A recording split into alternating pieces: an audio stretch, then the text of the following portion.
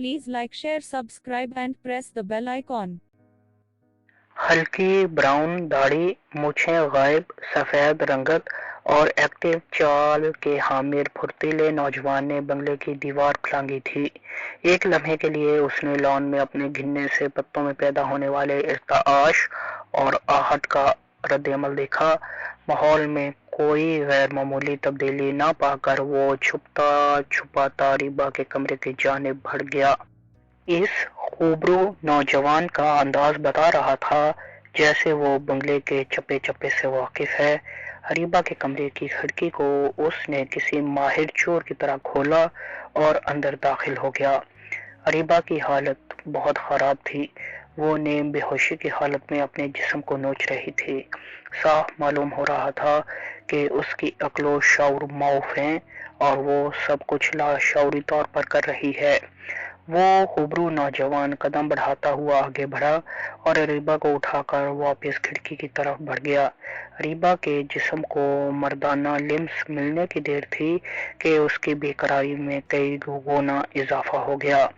उसकी हालत ऐसी हो गई थी जैसे सहरा में प्यास से मरते शख्स को पानी का एक कतरा पिलाकर उसकी प्यास कई गुना बढ़ा दी गई हो। मालूम होता है कमीने ने दवा की डोज काफी ज्यादा मिकदार में दे दी है और दवा भी काफी पुरअसर है। वो खूबरू नौजवान बुड़बुड़ाया। खिड़की तक जाते जाते ही अरीबा ने उस नौजवान के जिस्म में बेपनाह हरारत भर दी थी।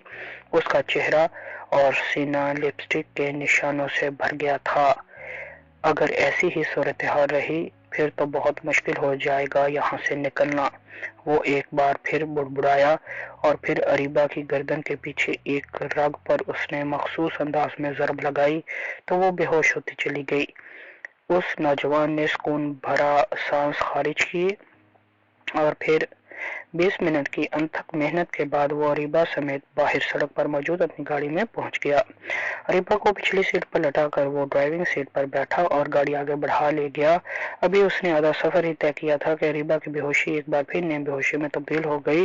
उसने गाड़ी रोकी और डिग्गी से रस्सी निकालकर अरीबा के हाथ और पांव बांधकर उसे सीट पर लिटा दिया।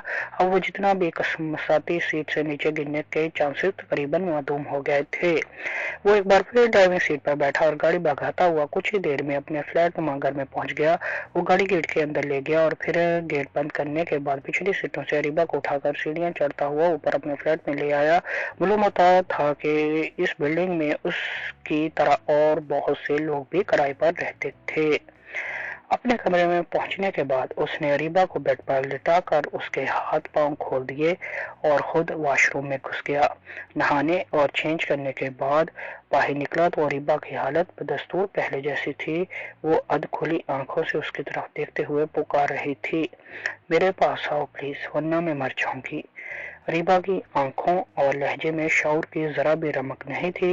वो सब कुछ लाशऊरी तौर पर कर रही थी। वो काफी देर खड़ा सोचता रहा और फिर फ्लैट से बाहर निकल गया। सीढ़ियां उतरने के बाद नीचे आया और बाएं जाने मौजूद चौथे फ्लैट के दरवाजे पर दस्तक देने लगा। कौन है? अंदर से एक जनाना आवाज सुनाई दी। डॉक्टर साहिबा मैं हूँ, जरा दरवाजा खोलिए, वो तेज लहजे में बोला। कुछ ही देर बाद दरवाजा खुला और 38-40 साल औरत नमूदार हुई। हाँ बेटा बोलो क्या बात है? औरत उसे देखकर शफकत भरे लहजे में बोली, डॉक्टर साहिबा मेरे साथ चलिए प्लीज। मेरे फ्लैट में एक लड़की है जिसकी हालत बहुत खराब है। वो नजरें झुकाते हुए बोला। बेटा अगर तुम्हारे लहजे में कोई डर और खौफ नहीं है तो फिर आंखें मिलाने से क्यों झिझक और कतरा रहे हो? वो औरत मुस्कुराते हुए बोली, यकीन जाने मैं तो उस लड़की की मदद करने की गरज से उसे उठाकर अपने फ्लैट में लाया हूँ। उसके किसी दुश्मन ने उसे इस हालत तक पहुंचाया है। वो अब की बार बड़े एतमाद से सामने मौजूद डॉक्टर की आंखों में देखते हुए बोला था, मैं जानती हूँ कि तुम बहुत शरीफ और सुलझे हुए नौजवान हो और मुझे यकीन है जो तुम कह रहे हो वही सच है। अब मुझे जरा तफसील से उस लड़की की हालत के बारे में बताओ ताकि मैं उस हिसाब से मेडिसिन अपने हमरा ले लूं। उस डॉक्टर औरत ने मुस्कुराते हुए कहा। तो उस खूबरू नौजवान ने जल्दी जल्दी अरीबा की कंडीशन के बारे में बताना शुरू कर दिया। काफी सीरियस केस है। تفصیل سننے کے بعد ڈاکٹر سنجیدہ لہجے میں کہتی ہوئی اندر کی جانب بڑھ گئی۔ وہ بے چینی سے باہر ہی ٹہلنے لگا۔ کچھ ہی دیر میں ڈاکٹر اپنا میڈیکل باکس اٹھائے باہر نکلی تو اس نے ان کے ہاتھ سے باکس پکڑ لیا اور اپنے فلیٹ کی جانب چل دیا۔ اریبہ کا تفصیلی معائنہ کرنے کے بعد ڈاکٹر کا چہرہ کافی اترا اترا تھا۔ لڑکی کی خوبصورتی دیکھ کر اندازہ ہوتا ہے کہ کسی نے اپنی ہوس مٹانے کے لیے بیچاری کے ساتھ بہت گھناؤنا کھیل کھیلا ہے، ڈاکٹر سنجیدہ لہجے میں بولی۔ جی آپ سچ کہہ رہی ہیں، مگر اب کیا ہوگا؟ وہ فکر مندی سے پوچھنے لگا۔ دوا کی مقدار بہت زیادہ دی گئی ہے، معدے کی صفائی سے بھی کام نہیں بنے گا کیونکہ دوا مکمل خون میں سرایت کر چکی ہے۔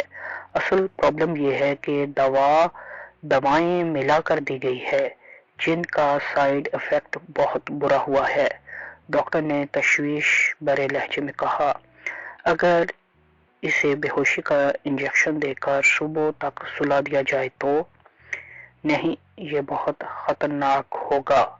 70% چانسز ہیں کہ ایسا کرنے سے یہ لڑکی صبح تک موت کے منہ میں چلی جائے گی، ڈاکٹر نے نفی میں سر ہلاتے ہوئے کہا۔ اور اگر ایسے ہی رہنے دیا جائے تو؟ پھر تو 100% یہ موت کی آگوش میں چلی جائے گی، ڈاکٹر نے کہا تو وہ بے اختیار پہلو بدل کر رہ گیا۔ آپ اتنی بڑی ڈاکٹر ہیں، خدارا کچھ تو کریں، کوئی میڈیسن، کوئی تو علاج تجویز کریں، وہ اس طرح بھرے لہجے میں بولا۔ ایک علاج ہے تو، لیکن وہ میرے پاس نہیں، مگر تمہارے اختیار میں ضرور ہے، ڈاکٹر صاحبہ نے اپنا پیشہ ورانہ انداز اختیار کیا۔ جی آپ بتائیں، میں اس لڑکی کی جان بچانے کے لیے سب کچھ کروں گا، وہ جرأت بھرے لہجے میں گویا ہوا۔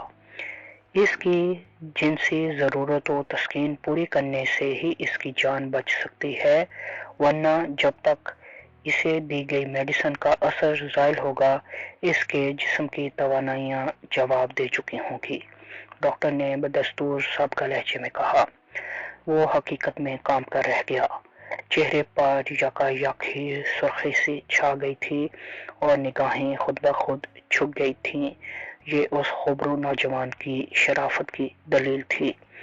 دیکھو، میں ایک ڈاکٹر ہوں، ہمارا پیشہ ایسا ہے کہ ہمیں مریض کی جان بچانے کے لیے بعض اوقات ایسا علاج بھی تجویز کرنا پڑتا ہے کہ عام حالات میں ہم اس کے متعلق سوچ بھی نہیں سکتے۔ ایسی ہی صورتحال اب درپیش ہے۔ مجبوری میں کیا گیا گناہ نہیں ہوتا۔ انسان بھوک سے مر رہا ہو تو اس کے لیے مردار بھی حلال ہو جاتا ہے، ڈاکٹر نے کہا۔ وہ خاموش رہا۔ اب اگر یہ لڑکی اسی طرح تڑپتے ہوئے تمہاری آنکھوں کے سامنے مر گئی تو یہ اس گناہ کی نسبت زیادہ قابل مواخذہ ہوگا جو تم کرنے سے ہچکچا رہے ہو، ڈاکٹر پھر سے گویا ہوئی۔ وہ اب بھی خاموش رہا۔ میں علاج تجویز کر کے جا رہی ہوں، اب یہ تم پر منحصر ہے کہ تم اس لڑکی کی زندگی کا فیصلہ کرتے ہو یا موت کا۔ زندگی موت تو بہرحال اللہ تعالیٰ کے ہاتھ میں ہے، مگر آج یا تو تم قاتل بن جاؤ گے یا پھر ایک جان بچا کر تمام انسانیت کو بچانے والے، ڈاکٹر نے کہا اور اپنا میڈیکل باکس اٹھا کر فلیٹ کے بیرونی دروازے کی جانب بڑھ گئی۔ وہ سوچوں میں گھرا گمسم سا اپنی جگہ پر کھڑا تھا۔ اور ہاں سنو، تمہاری اور اس لڑکی کی جوڑی خوب سجے گی، اس سے شادی کر لینا، بیچاری کو تنہا مت چھوڑنا، ڈاکٹر کمرے سے نکلنے سے پہلے پلٹتے ہوئے ایک بار پھر اس سے مخاطب ہوئیں اور پھر پیشہ ورانہ انداز میں مسکراتے ہوئے کمرے اور فلیٹ سے نکل گئی۔ وہ کافی دیر کھڑا سوچتا رہا، ایسا لگتا تھا جیسے اپنے ضمیر سے جنگ میں مصروف ہو۔ ڈاکٹر کی کہی گئی باتیں نئے سرے سے دہرا کر اس نے اپنے ضمیر کو مطمئن کیا تو کئی اور سوالوں نے سر اٹھا لیا، سوال ایسے تھے کہ جن کا اس کے پاس کوئی جواب نہیں تھا۔ اسے اسی طرح خود سے لڑتے کافی وقت بیت گیا۔ اریبہ کی حالت بہت بگڑ گئی تھی۔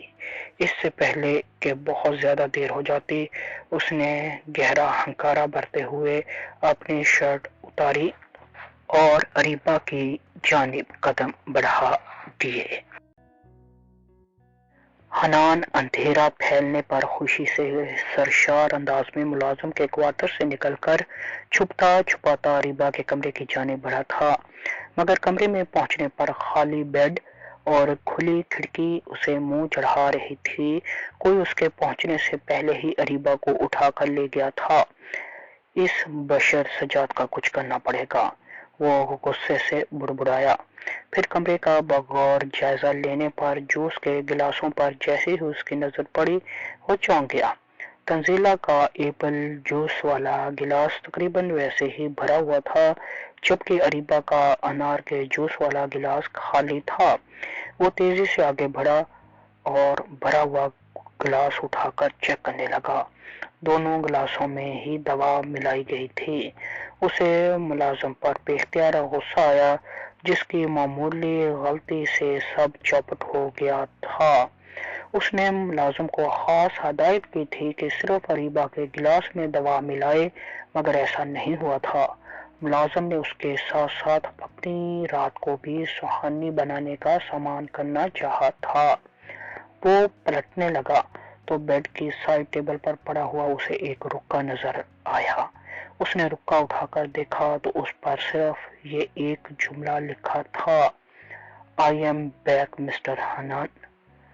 لکھائی پہچانتے ہی حنان کے ہاتھوں سے وہ کاغذ نیچے گر گیا تھا۔ اس کا پورا جسم کانپنے لگا تھا۔ اس نے کاغذ اٹھا کر ایک بار پھر بغور جملے کو پڑھا۔